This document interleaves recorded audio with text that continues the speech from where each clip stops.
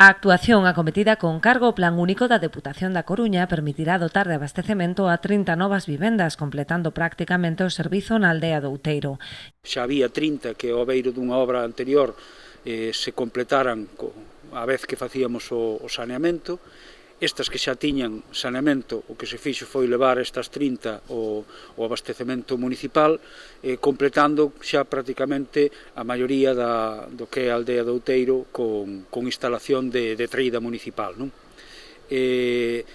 Despois, o que estamos facendo normalmente cando se realizan estas obras é complementar, pois, para aproveitar unha vez realizada toda a actuación subterránea, pois repoñelo e deixar pois en condicións a aldea coa mezcla bitubinosa en quente, xa para deixar asfaltada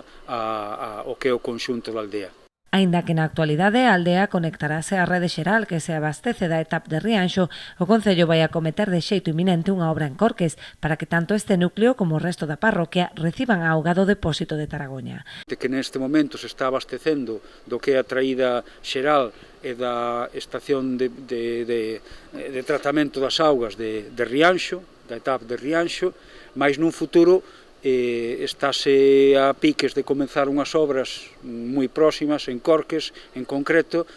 para traer desde Taragoña, do depósito de Taragoña, que ten máis sentido que dea